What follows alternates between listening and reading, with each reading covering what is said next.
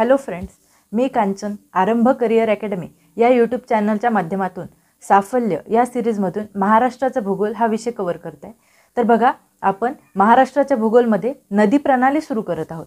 तर बघा, नदी प्रणाली हा जो टॉपिक आहे हा शिकताना आपल्याला महाराष्ट्रातील महत्त्वाच्या नद्या शिकायच्या आहेत, त्यांचे खोरे शिकायचे आहेत, त्यांच्या उपनद्या शिकायच्या आहेत, नदीचे संगम कुठे होतात, त्या नद्यांवर कुठले धरणे आहेत, हे सर्व आपल्याला अभ्यासायचं आहे। पण बघा, आपल्याला सुरुवात कुठून करायची आहे? तर आपली सुरुवात इथून होईल की नदी म्हणजे काय। बघा, आपण सर्वजण या नद्यांचा तर अभ्यास करतो, महाराष्ट्रातली मोठी नदी कुठली, महाराष्ट्रातल्या नद्या कुठून कुठे वाहतात, हे सर्व आपल्याला पाठ असतं। पण आपल्याला हेच माहीत नसतं की नेमकं नदी कशाला म्हणतात, नदी हे भूरूप तयार कसं होतं। तर बघा, आपण सर्वात आधी नदीची व्याख्या बघूया। तर बघा, नदी म्हणजे काय। बघा, नदीची व्याख्या कशी आपल्याला करता येईल? तर बघा, खूप मोठ्या भूभागावरून वाहणाऱ्या पाण्याच्या नैसर्गिक प्रवाहाला नदी म्हणतात। म्हणजे विस्तृत भूभागावरून वाहणाऱ्या नैसर्गिक प्रवाहाला नदी असे म्हणतात। विस्तृत भूपृष्ठावरून वाहणाऱ्या पाण्याच्या नैसर्गिक प्रवाहाला नदी असे म्हणतात। ही काय झाली आपल्या नदीची व्याख्या। तर बघा, नदी हे जे भूरूप आहे, म्हणजे भूमीवरून वाहणारं रूप म्हणजे भूरूप, ते तयार कसं झालं? तर बघा, त्याची थोडीशी एक थेरी आहे, ते आपण लक्षात घेऊया। बघा, हे जे आपलं भूपृष्ठ आहे, म्हणजे हे काय आपलं भूपृष्ठ, म्हणजे हा जमिनीचा वरचा थर आहे, ठीक आहे, हे भूपृष्ठ आहे। याच्या खाली बघा अनेक धारी असतात, म्हणजे जो खडक आहे त्याच्या खाली अनेक धारी वाहतात, पाण्याच्या धारी वाहत राहतात। आता जर या धारींची दिशा एकमेकांच्या विरुद्ध असली, समजा इकडून पश्चिमेकडून वाहणाऱ्या धारी, पूर्वेकडून वाहणाऱ्या धारी ह्या एकमेकांवर आदळतात, अशा एकमेकांवर ह्या आदळत जातात व एकमेकांवर काय करतात, त्या प्रेशर निर्माण करतात। ज्या वेळेला यांचं प्रेशर खूप जास्त होते त्यावेळेला काय होते, हा भूपृष्ठाचा जो भाग असतो हा तुटला जातो आणि इकडून पाणी झऱ्याच्या रूपात बाहेर पडते। कशाच्या रूपात? झऱ्याच्या रूपात पाणी बाहेर पडते। आता हा जो झरा आहे हा सगळ्यात छोटं भूरूप आहे, नदीचं सगळ्यात छोटं भूरूप जे आहे तो झरा। म्हणजे नदीची जी सुरुवात होते ती कुठून होते? तर सर्वात आधी ह्या काय आहेत आपल्या धारा, किंवा यालाच तुम्ही ओहळ सुद्धा म्हणू शकता। काय? ओहळ किंवा ओहळ, ठीक आहे। बघा, धारा एकत्र आल्या की काय बनतो? झरा बनतो। बघा, ह्या धारा होत्या, इथे भूपृष्ठाखाली काय होत्या? धारा होत्या। ह्या एकत्र आल्या तर काय बनला? तुमचा झरा बनला, ठीक आहे, झरा किंवा झरा बनला। अशा धारा एकत्र आल्या की झरा बनतो। असे अनेक झरे एकत्र आले, हा एक झरा, आणखी इथून निघणारा एक झरा, असे झरे एकत्र आले की पुढे हा प्रवाह बनतो। या प्रवाहाला म्हणतात ओढा। म्हणजे झरे एकत्र येऊन काय बनतो? ओढा। अनेक असले तर त्याला काय म्हणतो आपण? ओढे, ठीक आहे। त्याच्यानंतर असे ओढे एकत्र आले की बनतात नाले। असे ओढे एकत्र येत गेले की त्याचा बनतो नाला किंवा नाले, ठीक आहे, नाला बनतो। मग असे अनेक नाले एकत्र आले की सहायक नदी बनते,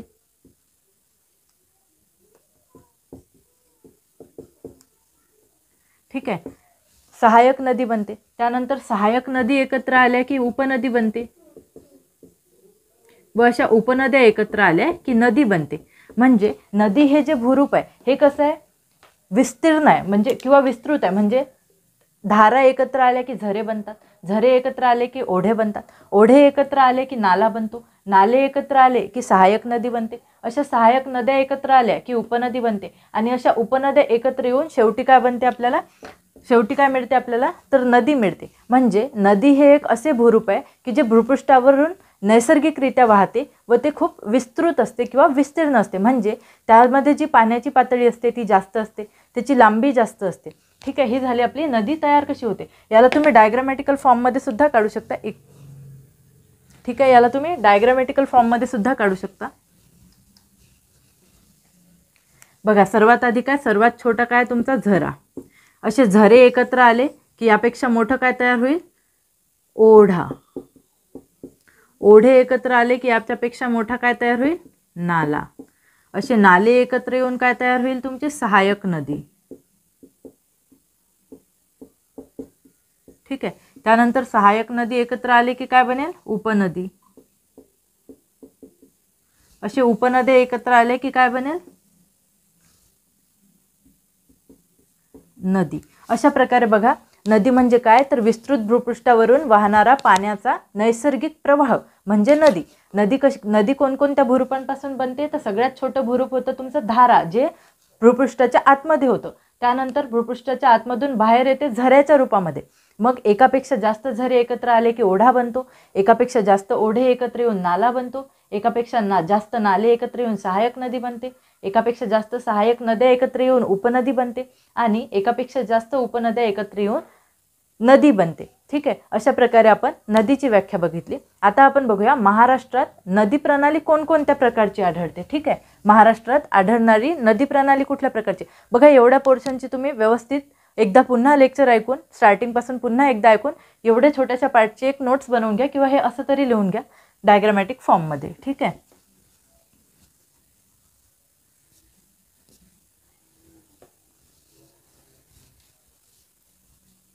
पुढे आपल्याला बघायचं महाराष्ट्रात आढळणारी नदी प्रणाली.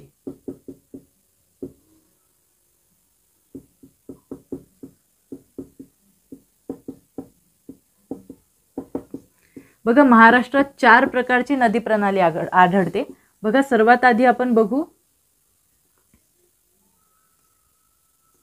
वृक्षाकार नदी प्रणाली.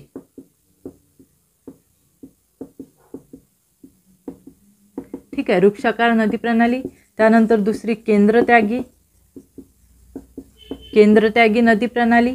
थर्ड येईल तुमची समांतर नदी प्रणाली आणि फोर्थ अनियमित नदी प्रणाली.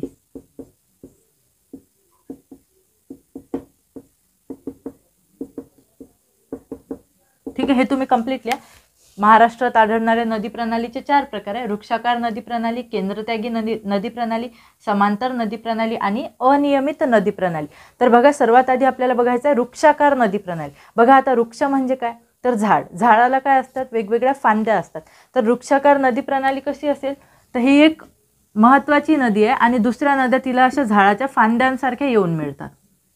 म्हणजे यांच्याही काही उपनद्या असतील त्या यांना अशा येऊन मिळतील. ठीक आहे, म्हणजे असं हे झाडाच्या फांद्यासारखं स्ट्रक्चर तयार होते, त्याला काय म्हणतात, वृक्षाकार नदी प्रणाली. म्हणजे हे स्ट्रक्चर कसं दिसते, बघताना झाडासारखं दिसते किंवा वृक्षासारखं दिसते, याला म्हणतात वृक्षाकार नदी प्रणाली. तर बघा, महाराष्ट्रात ज्या नद्या वाहतात, बघा आता महाराष्ट्रात आपण पठाऱ्या भागात बघितला किंवा आपण जेव्हा सह्याद्री बघितला त्यावेळेला पण बघितलं, महाराष्ट्रातल्या ज्या मुख्य पर्वतरांगा आहेत किंवा सह्याद्री पर्वताच्या ज्या उपरांगा आहेत त्यांच्या मध्ये मध्ये वाहणाऱ्या ज्या नद्या आहेत त्यांनी अशी वृक्षाकार नदी प्रणाली तयार केली आहे. बघा, आता तुम्ही गोदावरी नदीचं उदाहरण घेऊ शकता. गोदावरी जी नदी आहे ती वृक्षाकार नदी प्रणाली दाखवते किंवा भीमा नदी जी आहे ती सुद्धा वृक्षाकार नदी प्रणाली दाखवते. ठीक आहे, तर बघा, ही गोदावरी नदी ह्या वेगवेगळ्या येऊन भेटणाऱ्या नद्या म्हणजे गोदावरी नदी प्रणाली हे वृक्षाकार नदी प्रणालीचं एक उदाहरण आहे. त्यानंतर बघा, दुसरी नदी प्रणाली कुठली आहे, तर केंद्रत्यागी. आता केंद्रत्यागीची डायग्राम आपण काढून बघू. बघा, केंद्रत्यागी म्हणजे कशी येईल, तर उगमाचं ठिकाण म्हणजे काय असते, केंद्र. उगमाचं ठिकाण म्हणजे केंद्र. बघा, ज्याही काही नद्या असतात त्यांचा उगम जनरली डोंगरावरच होतो. ठीक आहे, आपण जे भूपृष्ठ बघितलं आतमध्ये आपण धारी बघितल्या, धारी एकमेकांवर आदळतात, त्यामुळे काय होते, झऱ्याच्या रूपात नदी बाहेर पडते.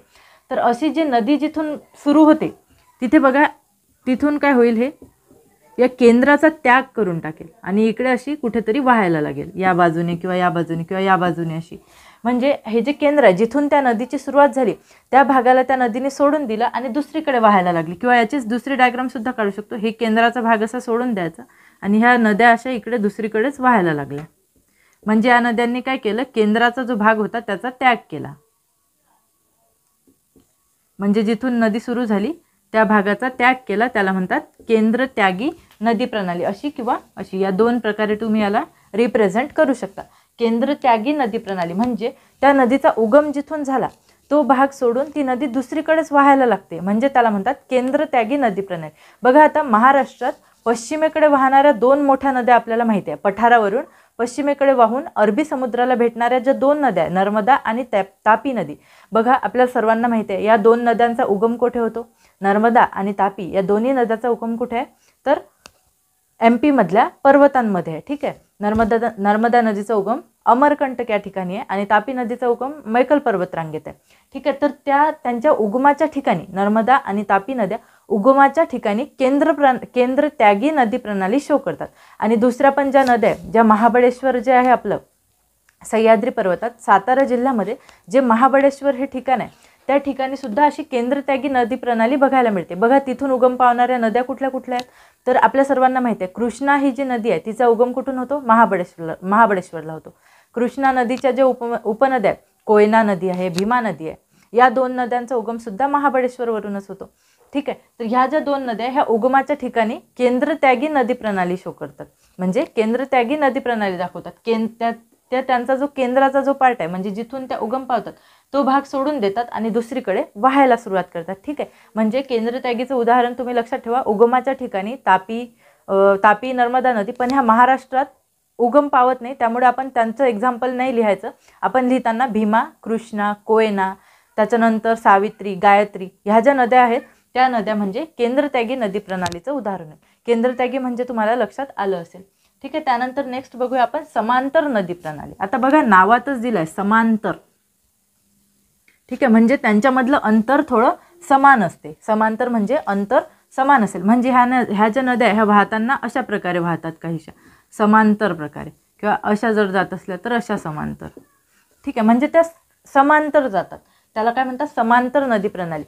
ह्या ज्या समांतर नदी प्रणालीमधल्या नद्या आहेत त्यांची लांबी कमी असते आणि रुंदी पण कमी असते, त्यामुळे ते एकमेकींना समांतररित्या वाहतात. त्यांचे उगमस्थान जरी एका ठिकाणाहून असले तरी उगमावरूनच त्या निघतानाच अशा समांतररित्या निघत जातात व पुढे पुढे वाहत जातात. बघा अशा प्रकारची समांतर नदी प्रणाली जी आहे ती आपल्या कोकणच्या भागात आपल्याला बघायला मिळते. बघा कोकणातल्या ज्या नद्या आहेत, उल्हास, सावित्री, गायत्री, ज्या काही नद्या आहेत, वशिष्ठी, काळू, भारजा, अजून कुठल्या नद्या, कादवी, काजडी, ह्या सगळ्या ज्या नद्या आहेत ही समांतर नदी प्रणाली दाखवतात. म्हणजे याचं उदाहरण जर तुम्हाला द्यायचं झालं तर समांतर नदी प्रणालीचं उदाहरण म्हणजे कोकणातील नद्या. आणि आपण जे आधी तापी आणि नर्मदा ज्या नद्या बघितल्या त्या सुद्धा समांतर नदी प्रणालीचं एक्झाम्पल आहे. कुठे? आपल्या महाराष्ट्रात. आणि MP मध्ये विचारलं तर MP मध्ये ते आहेत केंद्रत्यागी नदी प्रणालीचं उदाहरण. तापी आणि नर्मदा मध्य प्रदेश या राज्यात केंद्रत्यागी नदी प्रणाली दाखवतात, तर महाराष्ट्रात समांतर नदी प्रणाली दाखवतात. ठीक आहे. हे तुम्ही लक्षात ठेवा. त्यानंतर बघा नेक्स्ट आहे अनियमित नदी प्रणाली. आता बघा अनियमित नदी प्रणाली, आता आपण 3 प्रकार बघितले. सगळ्यात आधी आपण कुठली बघितली? अशी वृक्षाकार नदी प्रणाली. त्यानंतर आपण कुठली बघितली? दुसरी बघितली केंद्रत्यागी. म्हणजे नदीचे जे प्रवाह आहे हे काय करतात? केंद्राचा त्याग करतात व दुसरीकडे वाहायला सुरुवात करतात. याला काय म्हणतात? केंद्रत्यागी नदी प्रणाली. त्यानंतर तिसरी आपण बघितली समांतर नदी प्रणाली. ठीक आहे. म्हणजे नद्या एकमेकींना समांतररित्या वाहायला सुरुवात करतात. त्यानंतर चौथी नदी प्रणाली आपली अनियमित नदी प्रणाली. म्हणजे ह्या नद्या कुठेही वाहतात.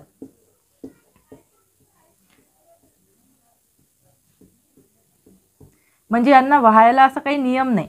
ह्या नद्या वाहतात पण असा कुठला नियम त्या फॉलो करत नाहीत. त्यांना म्हणतात अनियमित नदी प्रणाली. ठीक आहे. तर अशी नदी प्रणाली कुठे आढळते आपल्याला?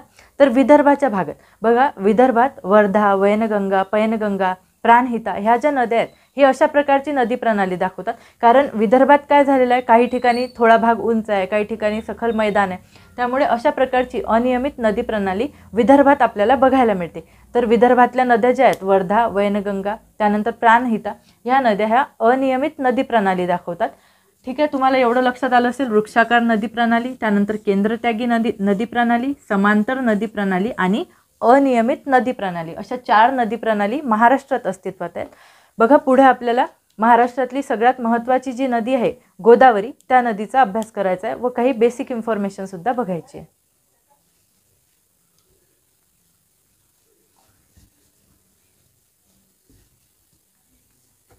बघा त्याआधी आपण एक चार्ट बघू जो महत्त्वाच्या नद्यांचा आहे. महाराष्ट्रातल्या ज्या मुख्य नद्या आहेत त्यांचा आपण एक चार्टच्या फॉर्मॅटमध्ये बघू. ठीक आहे. हा चार्ट तुम्ही लक्षात ठेवा. ठीक आहे. सगळ्यात आधी आपण बघू नदी, मग त्या नदीची लांबी बघू. ठीक आहे. मग या नदीचा उगम कुठे झाला ते बघू. ती नदी कुठल्या राज्यांमधून वाहते ते बघू. म्हणजे त्याला म्हणू आपण प्रवाहित राज्य.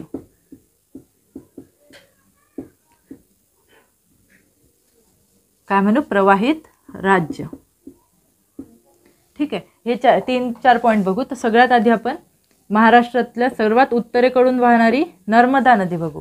महाराष्ट्राच्या सर्वात उत्तरेकडून वाहणारी नर्मदा नदी बघू. बघा आता नर्मदा नदीची लांबी महाराष्ट्रातून लांबी किती याची? 54 किलोमीटर. ठीक आहे. महाराष्ट्रातून लांबी किती आहे? फक्त 54 किलोमीटर. व एकूण लांबी बघितली तर किती आहे? 1315 किलोमीटर. ही कुठून? भारतातील लांबी. ही कुठली? महाराष्ट्रातील लांबी. ठीक आहे. ह्या दोन्ही लांबी आपल्याला लक्षात ठेवायचं आहे. नर्मदा नदीची भारतातली लांबी किती आहे? 1315 किलोमीटर आणि महाराष्ट्रातील लांबी किती आहे? तर 54 किलोमीटर. त्यानंतर उगम कुठे होतो? नर्मदा नदीचा उगम आहे अमरकंटक. हे ठिकाण कुठे आहे? तर मध्य प्रदेशात. ठीक आहे, हे तुम्ही लक्षात ठेवा. प्रवाहित राज्य कुठले कुठले आहे? नर्मदा नदी कुठून वाहते? तर मध्य प्रदेशमधून येते, त्यानंतर महाराष्ट्रामधून वाहते आणि गुजरातमधून जाऊन शेवटी कुठे मिळते? ती अरबी समुद्राला गुजरातमध्ये मिळते. त्यानंतर दुसरी महत्त्वाची नदी आहे आपली तापी नदी. ठीक आहे, दुसरी महत्त्वाची नदी कुठली आहे? तापी नदी. तापी नदीची लांबी किती आहे? 728 किलोमीटर. ठीक आहे, किती? 728 किलोमीटर. हिचा उगम सुद्धा कुठे होतो? MP मध्येच मैकल पर्वतरांगेत. मैकल पर्वत ही कुठून कुठे वाहते? MP, महाराष्ट्र आणि गुजरात. ही सुद्धा या 3 राज्यात वाहते व गुजरातमधून अरबी समुद्राला मिळते. त्यानंतर तिसरी मोठी नदी आहे गोदावरी. ठीक आहे, तिसरी मोठी नदी आहे गोदावरी. 1465 किलोमीटर हिची लांबी भारतातून आहे, तर महाराष्ट्रातली लांबी आहे 668 किलोमीटर. हे पूर्ण भारतातली लांबी आहे. ठीक आहे, महाराष्ट्रातली लांबी आहे 208 किलोमीटर. ठीक आहे, तापी नदीची भारतातील लांबी आहे 728 किलोमीटर आणि महाराष्ट्रातली लांबी आहे 208 किलोमीटर. गोदावरीची पूर्ण भारतातून लांबी आहे 1465 किलोमीटर आणि महाराष्ट्रातून लांबी आहे 668 किलोमीटर. गोदावरीचा उगम कुठे होतो? तर त्र्यंबकेश्वर या ठिकाणी. त्र्यंबकेश्वर हे ठिकाण कुठे आहे? तर महाराष्ट्रातल्या नाशिक जिल्ह्यामध्ये. त्र्यंबकेश्वर हे ठिकाण कुठे आहे? ब्रह्मगिरी टेकडीवर, महाराष्ट्रातल्या नाशिक जिल्ह्यामध्ये. ही नदी सुद्धा 3 राज्यांमध्ये वाहते. उगम कुठे होतो? महाराष्ट्र. महाराष्ट्रातून वाहत जाऊन पुढे तेलंगणामध्ये वाहत जाते व तेलंगणामधून पुढे आंध्र प्रदेशमध्ये वाहत जाते. म्हणजे गोदावरी नदी सुद्धा 3 राज्यातून वाहते, महाराष्ट्र, तेलंगणा आणि आंध्र प्रदेश. ठीक आहे, या 3 राज्यांतून वाहते. त्यानंतर आपण बघूया चौथी मोठी नदी आहे भीमा नदी. बघा आता ही जी भीमा नदी आहे ही आपल्याला महाराष्ट्रात आपण हिचा स्वतंत्रपणे अभ्यास करतो, पण ही कृष्णा नदीची उपनदी आहे. भीमा नदी काय आहे? कृष्णा नदीची उपनदी आहे. ठीक आहे, त्यानंतर भीमा आणि कृष्णा नदी आपल्याला बघायची. बघा या दोघांचाही उगम कुठे होतो? तर महाबळेश्वर येथे.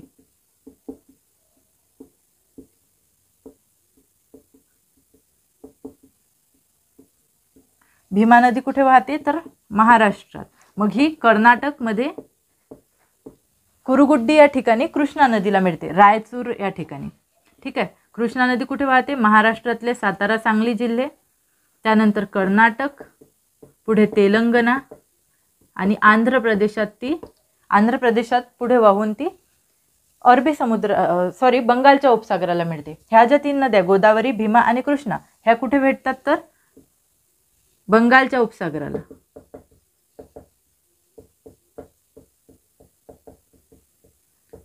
ठीक आहे, ह्या 3ही नद्या कशा आहेत? गोदावरी, भीमा आणि कृष्णा ह्या 3ही नद्या पूर्ववाहिनी नद्या आहेत, तर नर्मदा आणि तापी ह्या पश्चिम वाहिनी नद्या आहेत व ह्या अरबी समुद्राला मिळतात. बघा कृष्णाची जी उपनदी आहे भीमा नदी, तिची महाराष्ट्रातली लांबी आहे 451 किलोमीटर. म्हणजे कृष्णा नदीच्या महाराष्ट्रातल्या लांबीपेक्षा जास्त लांबी तिची उपनदी असणारी भीमा या नदीची महाराष्ट्रात आहे. ठीक आहे, म्हणजे भीमा नदीची एकूण लांबी 861 किलोमीटर. ही 2 राज्यामधून वाहते, महाराष्ट्र आणि कर्नाटक. तर महाराष्ट्रातली लांबी आहे 451 किलोमीटर. त्यानंतर बघा कृष्णा नदीची एकूण लांबी आहे 1400 किलोमीटर आणि महाराष्ट्रातली लांबी आहे 282 किलोमीटर. ही नदी 4 राज्यातून वाहते, महाराष्ट्र, कर्नाटक, तेलंगणा आणि आंध्र प्रदेश या 4 राज्यातून कृष्णा नदी वाहते. बघा आता हे आपण खूप महत्त्वाच्या नद्या आणि याच्यावर डायरेक्टली क्वेश्चन विचारला जाऊ शकतो की नर्मदा नदीची महाराष्ट्रातील लांबी किती? तर महाराष्ट्रातील लांबी आहे 54 किलोमीटर. ही महाराष्ट्रातून वाहणारी खूप कमी लांबीची एक नदी आहे. ठीक आहे, त्यानंतर तापी ही पश्चिम वाहिनी नदी आहे. महाराष्ट्रातून वाहणारी सर्वात मोठी पश्चिम वाहिनी नदी कुठली? तर ती आहे तापी नदी. तिची लांबी आहे 208 किलोमीटर. पश्चिम वाहिनी नदी ही कुठे? अरबी समुद्राला जाऊन मिळते. ही 3 राज्यातून वाहते, MP, महाराष्ट्र आणि गुजरात. त्यानंतर बघा गोदावरी, भीमा आणि कृष्णा. गोदावरी ही जी आहे ही द्वीपकल्पावरील सर्वात मोठी नदी आहे. म्हणजे पठाराचा जो भाग आहे त्याच्यावरील सर्वात मोठी नदी कुठली आहे? गोदावरी. गोदावरी नदीची लांबी किती आहे? 1465 किलोमीटर. व महाराष्ट्रातली लांबी किती आहे? तर 668 किलोमीटर. ठीक आहे, महाराष्ट्रातली सर्वात मोठी नदी कुठली? गोदावरी, याच गोदावरी नदीला दक्षिण गंगा किंवा वृद्ध गंगा असं सुद्धा म्हणतात. याचे कारण आपण पुढे जेव्हा गोदावरी नदी बघू तेव्हा डिटेलमध्ये गोदावरीबद्दलची सर्व इन्फॉर्मेशन आपण बघणार आहे. तर बघा, आपल्याला ह्या 5 नद्यांची लांबी माहिती असली पाहिजे, त्यानंतर त्यांचा उगम कुठे होतो ते माहिती असायला पाहिजे, आणि या नद्या किती राज्यांतून वाहतात याच्यावर तुम्हाला मल्टी स्टेटमेंट सारखा क्वेश्चन सुद्धा विचारला जाऊ शकतो. आणि बघा, ह्या ज्या 2 नद्या आहेत नर्मदा आणि तापी, ह्या पश्चिम वाहिनी आहेत, तर गोदावरी, भीमा आणि कृष्णा ह्या पूर्व वाहिनी नद्या आहे. एवढा पोर्शन तुम्ही लक्षात ठेवा. यानंतर आपण कव्हर करू राज्य नदी वर्गीकरण, म्हणजे या नद्यांचं वर्गीकरण कसं केलं. आता बघा, महाराष्ट्रातल्या मुख्य ह्या 5 नद्या आपण बघितल्या. आता या नद्यांचं वर्गीकरण कसं झालं ते आपल्याला बघायचं आहे. राज्य नदी वर्गीकरण.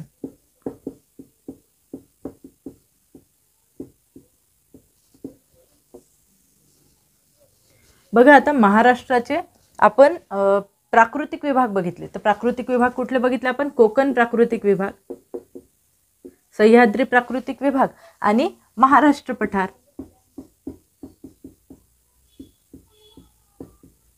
म्हणजे बघा, आपल्याला वर्गीकरण कसं करायचं आहे, तर कोकणातील नद्या आणि महाराष्ट्र पठारावरील नद्या. तर कोकणातील ज्या नद्या आहेत ह्या पूर्णच्या पूर्ण नद्या कशा आहेत, तर पश्चिम वाहिनी नद्या आहेत. आणि कुठे जाऊन भेटतात, तर अरबी समुद्राला जाऊन मिळतात.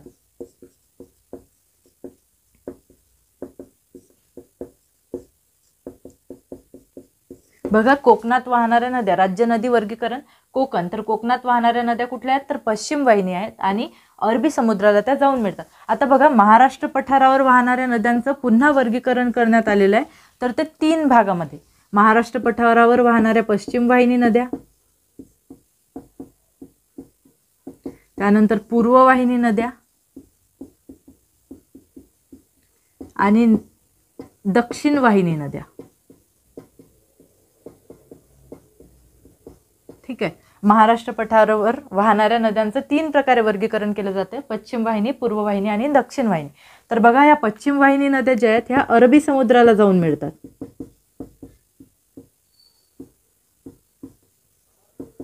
ठीक आहे, अरबी समुद्राला मिळतात. पूर्व वाहिनी नद्या बंगालच्या उपसागराला मिळतात.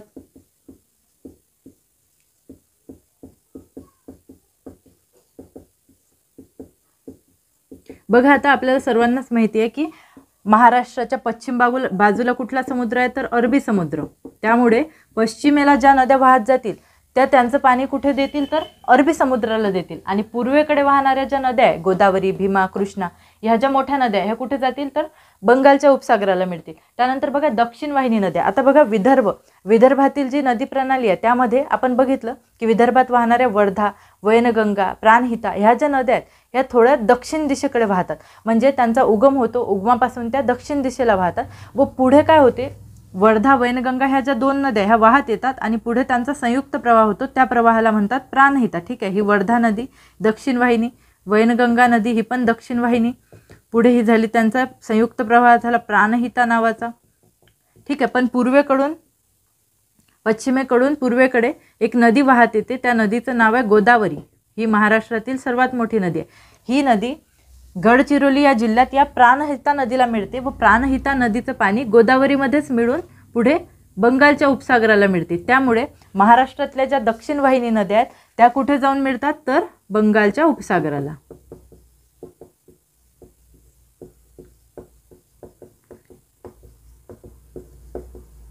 ठीक आहे, तर बघा, हे लक्षात ठेवा की महाराष्ट्र पठारावरून वाहणाऱ्या नद्या 3 प्रकारे वर्गीकरण करण्यात आलेले आहे. पश्चिम वाहिनी नद्या, पूर्व वाहिनी नद्या आणि दक्षिण वाहिनी नद्या. तर बघा, पश्चिम वाहिनी नद्या ज्या आहेत त्या अरबी समुद्राला मिळतात, पूर्व वाहिनी नद्या बंगालच्या उपसागराला मिळतात आणि दक्षिण वाहिनी नद्या ज्या आहेत त्या सुद्धा बंगालच्याच उपसागराला मिळतात. हा कन्सेप्ट तुम्ही लक्षात ठेवा, कारण की याचं काम आपल्याला नंतर गोदावरी नदी प्रणाली शिकताना सुद्धा आपल्याला हे लक्षात ठेवायचं आहे. यानंतर बघा, आता ह्या ज्या पश्चिम वाहिनी नद्या यांची लांबी कमी आहे, कोकणातून वाहणाऱ्या ज्या पश्चिम वाहिनी नद्या आहे, बघा आपण कोकण बघितला होता, सह्याद्रीच्या, बघा हा आपला सह्याद्री आहे. तुम्हाला माहिती आहे की सह्याद्री काय आहे, महाराष्ट्रातील नद्यांचा प्रमुख जलविभाजक आहे. सह्याद्रीला काय म्हणतो आपण, महाराष्ट्रातील नद्यांचा प्रमुख जलविभाजक आहे. म्हणजे कोकणावरून ज्या काही नद्यांचा उगम होतो त्या नद्या कोकणात वाहतात किंवा मग महाराष्ट्र पठाराच्या दिशेने वाहतात. ठीक आहे. तर कोकणात वाहणाऱ्या नद्या ज्या आहेत यांची लांबी कमी आहे. ठीक आहे, लांबी कमी, रुंदी कमी, कारण इकडे जागाच कमी आहे त्यांना लांबीला. इकडे समुद्र आहे, अरबी समुद्र. म्हणजे इकडे वाहणाऱ्या सर्व नद्या कुठे मिळतील तर अरबी समुद्राला मिळतील. तर कोकणाच्या या बाजूला म्हणजेच सह्याद्रीच्या पूर्वेकडील बाजूला वाहणाऱ्या नद्या बंगालच्या उपसागराला मिळतात.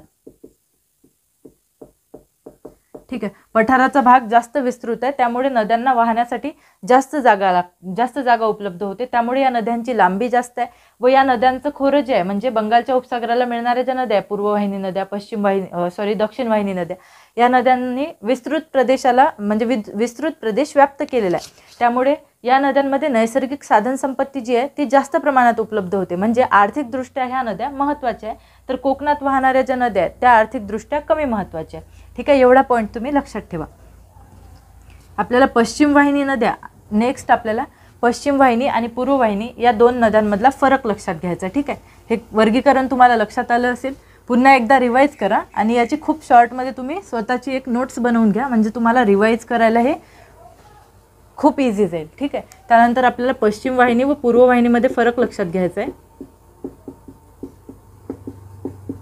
पश्चिम वाहिनी नद्या, पूर्व वाहिनी नद्या.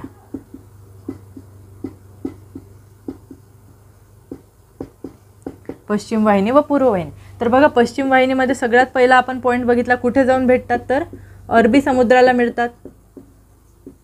अरबी समुद्रास मिळतात. ह्या कुठे वाहतात तर बंगालच्या उपसागरास मिळतात.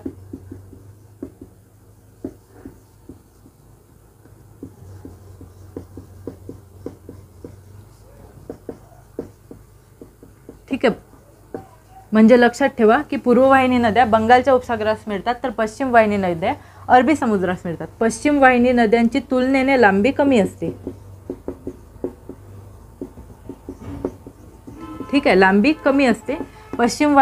पूर्व वाहिनी नद्यांची लांबी जास्त असते. पश्चिम वाहिनी नद्यांची लांबी कमी असते. ठीक आहे. त्यानंतर थर्ड पॉईंट लक्षात घ्या, ह्या नद्या ज्या आहेत आर्थिकदृष्ट्या कमी महत्त्वाच्या.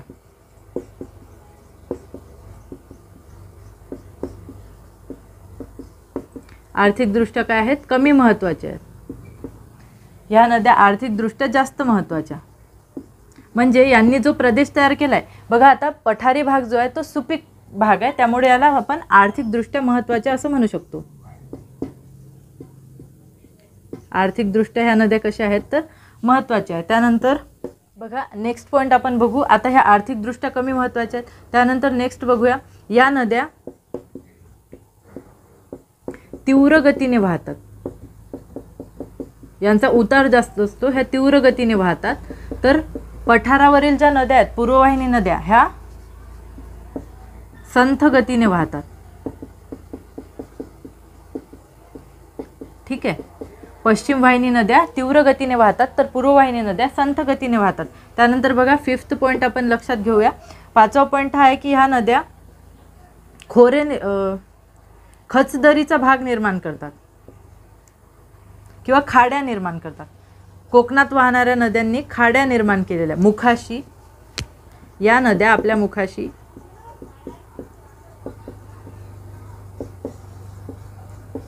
मुखाशी काय करतात, खाड्या निर्माण करतात.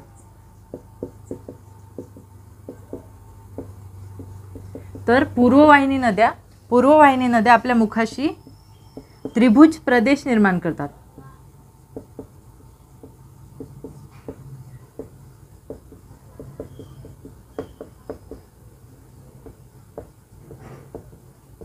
ठीक आहे, मुखाशी काय करतात, त्रिभुज प्रदेश निर्माण करतात. तर बघा, पश्चिमेकडे वाहणाऱ्या नद्यांनी महाराष्ट्राच्या 25% भूभाग व्यापला आहे.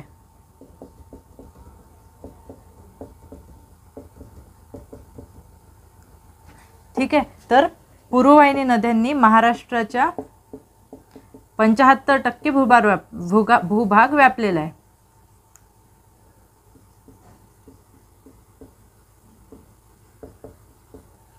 ठीक आहे, एवढे 6 पॉईंट तुम्ही लक्षात ठेवा. बघा, पश्चिम वाहिनी नद्या अरबी समुद्रास मिळतात, त्यांची लांबी कमी असते, आर्थिकदृष्ट्या कमी महत्त्वाच्या आहेत, या नद्या तीव्र गतीने वाहतात, या नद्या आपल्या मुखाशी खाड्या निर्माण करतात. त्यानंतर 25% भूभाग पश्चिम वाहिनी नद्यांनी व्यापलेला आहे, तर 75% भूभाग हा पूर्ववाहिनी नद्यांनी व्यापलेला आहे. बघा पूर्ववाहिनी नद्या काय आहेत, तर बंगालच्या उपसागराला मिळतात. यांची लांबी जास्त असते, ह्या आर्थिकदृष्ट्या महत्त्वाच्या आहेत, संथ गतीने वाहतात, आपल्या मुखाशी त्रिभुज प्रदेश निर्माण करतात व महाराष्ट्राच्या 75% भूभाग या नद्यांनी व्यापलेला आहे. ठीक आहे, तर एवढे तुम्ही पॉईंट्स लक्षात ठेवा. नेक्स्ट बघू.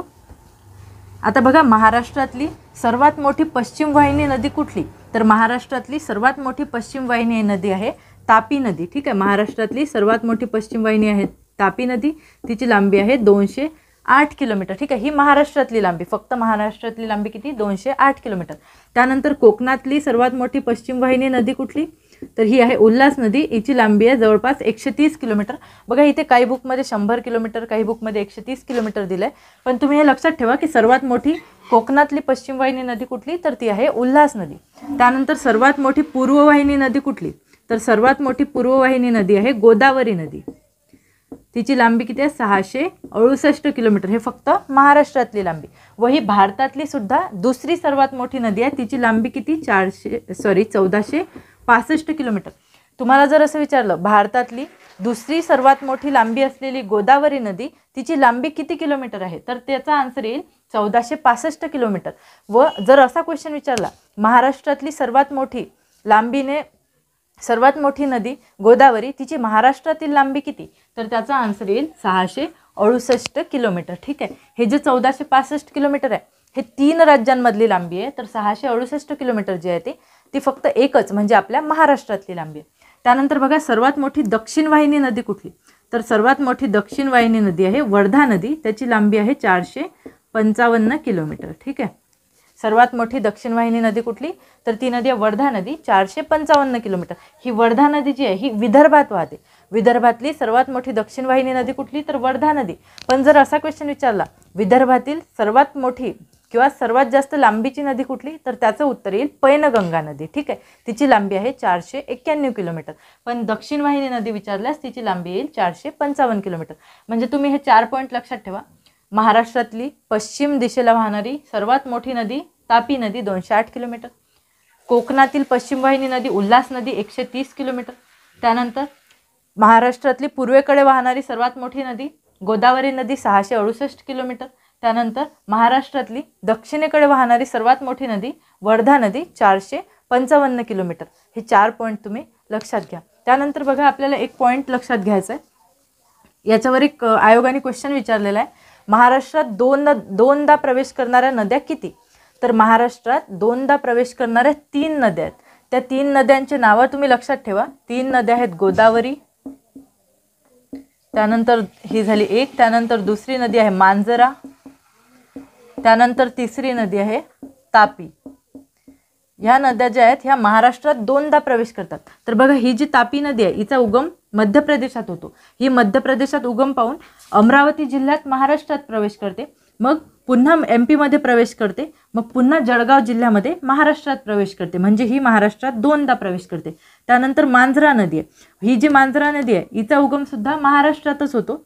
हिचा उगम कुठे होतो, तर महाराष्ट्रात होतो. ही महाराष्ट्रातून वाहत जाते व नांदेड जिल्ह्यामधून कर्नाटकात प्रवेश करते, मग पुन्हा कर्नाटकातून पुन्हा महाराष्ट्रात प्रवेश करते. त्यानंतर बघा गोदावरी नदी. गोदावरी ही जी नदी आहे ही महाराष्ट्रातली सर्वात मोठी नदी आहे.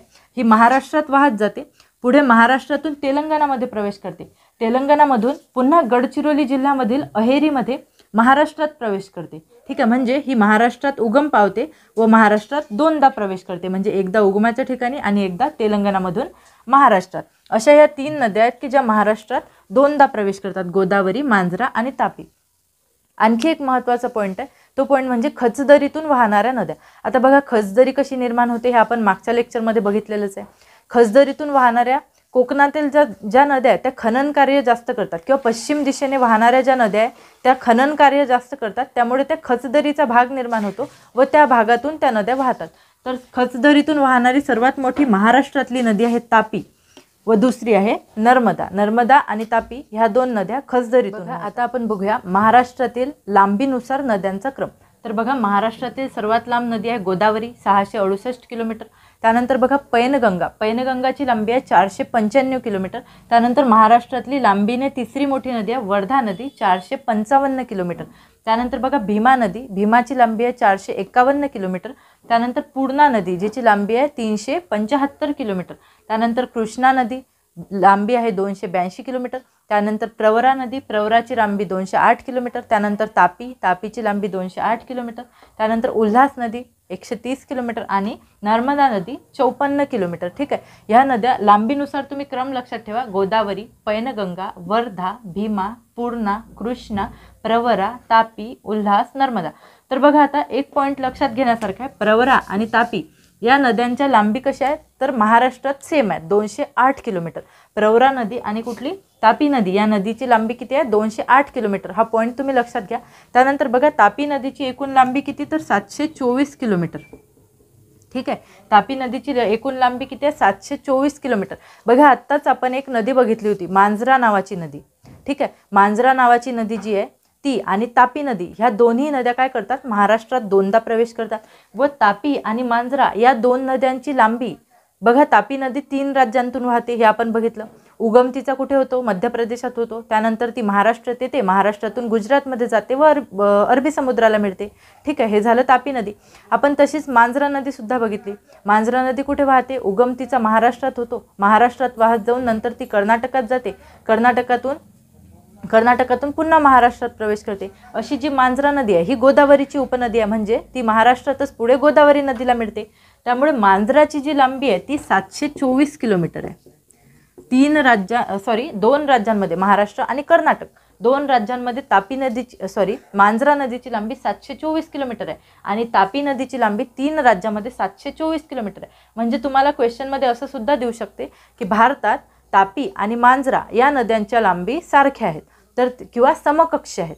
तापी आणि मांजरा या नद्यांची लांबी भारतात समकक्ष आहे, तर ते तुम्हाला स्टेटमेंट करेक्ट आहे असं करावं लागेल. आणि दुसरं तुम्हाला त्याचसोबत एक स्टेटमेंट असं देऊ शकते, महाराष्ट्रात प्रवरा व तापी यांची लांबी समकक्ष आहे म्हणजेच 208 किलोमीटर, तर ते सुद्धा करेक्ट आहे. म्हणजे तापी आणि मांजरा या नद्यांची लांबी भारताचा विचार केला तर समकक्ष आहे, तापी आणि प्रवरा यांची लांबी महाराष्ट्राचा विचार केला समकक्ष आहे. हा तुम्ही एक पॉईंट लक्षात ठेवा. हा एक खूप युनिक पॉईंट आहे, तो तुम्ही लक्षात ठेवा. आणि 3दा प्रवेश करणाऱ्या नद्या लक्षात ठेवा, त्याच्यावर ऑलरेडी आयोगाने क्वेश्चन विचारलेला आहे. आणि आता काय होतं आहे की आयोगाची प्रश्न विचारण्याची पातळी किंवा दर्जा आहे तो दिवसेंदिवस वाढत चालला आहे, कारण मुलांच्या अभ्यासाची पातळीसुद्धा वाढलेली आहे. त्यामुळे आपल्याला अशा प्रकारचे जे काही फॅक्ट्स आहेत ते किंवा तुलनात्मक ज्या काही गोष्टी आहेत कंपॅरेटिव्ह ॲनालिसिस ती करत आपल्याला अभ्यास करायचा आहे. त्यामुळे तुम्ही हा एक फॅक्ट लक्षात ठेवा. आणि क्रम विचारणे किंवा क्रम अरेंज करणे, 5-6 नद्या देतील तुम्हाला आणि त्याचा लांबीनुसार क्रम लावा हे सुद्धा देतात. आणि त्यानंतर एक असा पण डायरेक्टली क्वेश्चन येतो, लांबी दिलेली असते आणि नद्यांचे नावं दिलेले असतात, त्याचे सुद्धा तुम्हाला क्रम लावायला विचारला जाऊ शकतो. त्यामुळे हा क्रम ॲटलिस्ट 5 नद्यापर्यंत किंवा या कृष्णा, प्रवरा, तापी खूप इझी आहे, हे सगळं लक्षात ठेवा. गोदावरी, पैनगंगा, वर्धा, भीमा, पूर्णा, कृष्णा, प्रवरा, तापी, उल्हास आणि नर्मदा ह्या नद्यांचा क्रम तुम्ही लक्षात घ्या. बघा नेक्स्ट आपण गोदावरी नदीला सुरुवात करू, ते आपण नेक्स्ट लेक्चरमध्ये गोदावरी नदी सुरुवात करू. एका लेक्चरमध्ये संपवण्याचा आपण ट्राय करू, पण गोदावरीच्या खूप उपनद्या डाव्या किनाऱ्याने मिळणाऱ्या, उजव्या किनाऱ्याने मिळणाऱ्या, ती कन्सेप्टसुद्धा आपल्याला बघायची आहे की डाव्या बाजूने मिळणारी नदी म्हणजे काय, उजव्या बाजूने मिळणारी नदी म्हणजे काय, किंवा काही नद्यांच्या पूर्व किंवा पश्चिम बाजूने मिळणाऱ्या सुद्धा नद्या, म्हणजे ज्या नद्या दक्षिण वाहिनी आहे त्यांना पूर्व बाजूने मिळणाऱ्या काही नद्या आहे, काही पश्चिम बाजूने मिळणाऱ्या सुद्धा नद्या आहेत. त्यामुळे तो कॉन्सेप्टसुद्धा आपल्याला बघायचा आहे आणि गोदावरी नदीचा पूर्ण डिटेलमध्ये आपल्याला अभ्यास करायचा आहे. तर ते आपण पुढच्या भागामध्ये बघूया. धन्यवाद विद्यार्थी मित्रांनो.